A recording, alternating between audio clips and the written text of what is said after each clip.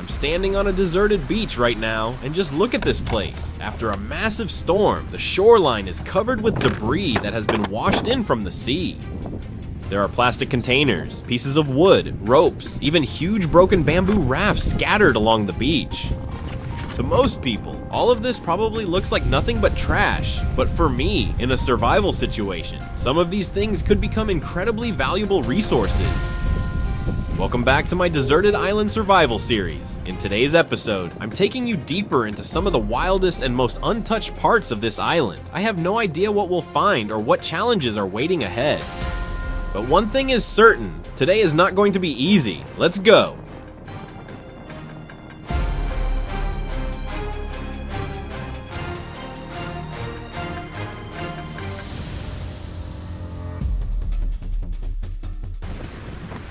Good morning, everyone. On my last survival trip, I was lucky enough to catch a grouper weighing around 3 kilograms. That's still the biggest fish I've ever caught during one of these survival challenges.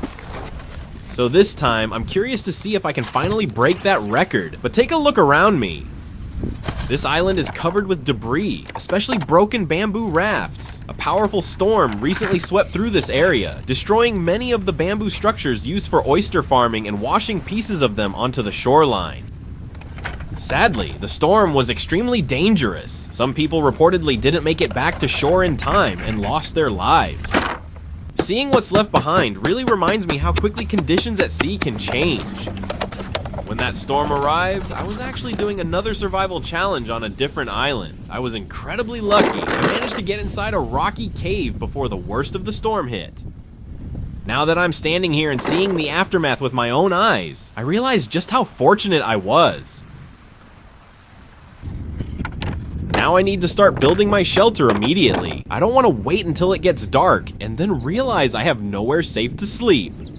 Luckily, after the storm, this beach is covered with materials I can reuse. Take a look at these bamboo poles. A lot of them have broken away from the old rafts, but they're still strong and in surprisingly good condition. For me, that's incredibly valuable. Instead of cutting down fresh bamboo and wasting energy carrying it from the forest, I can use what the ocean has already brought right to the shore. I'll collect the strongest pieces first and use them to build the main frame of my shelter. Right now, I have plenty of materials around me. I just need to figure out how to turn all of this debris into a place I can safely spend the night.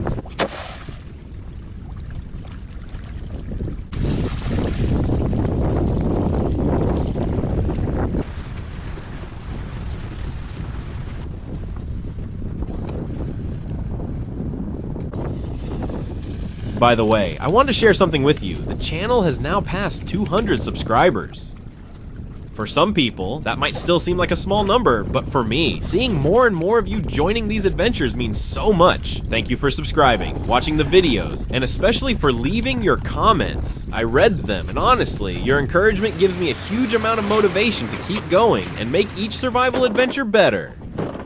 The next milestone is 1,000 subscribers. We're still on the way there, but I really hope we'll reach it soon. Thank you for being part of this journey with me.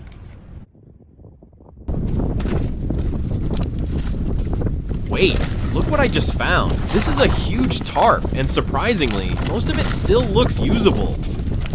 In some of my previous survival trips, I used layers of leaves for roofing. They were great for providing shade and keeping the shelter cool during the day, but once heavy rain started, that was a different story. Water eventually found its way through, and I ended up getting almost completely soaked for a short stay. I can deal with that, but if I'm planning to survive here for several days, staying dry becomes much more important. If I can secure it tightly over the bamboo frame and give it enough slope for the rainwater to run off, I should have a much more reliable roof. This one piece of debris might make a huge difference to my shelter.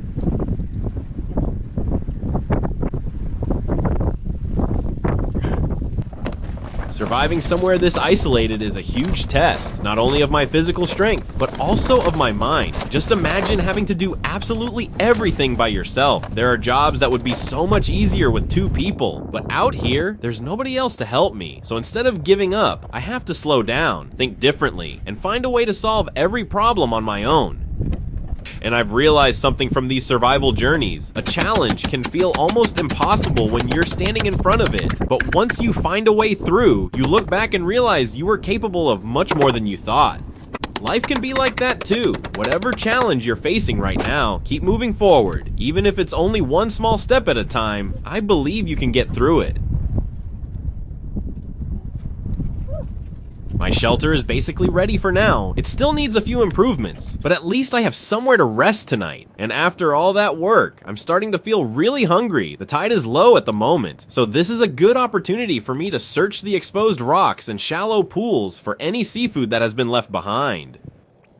And here's my first catch of crab. Take a look at where it's hiding. It found a perfect little shelter between these rocks. And if I hadn't spotted it, it probably could have stayed here until the next high tide came in. Unfortunately for this crab, I found it first. Sorry, my friend. But tonight I need dinner too.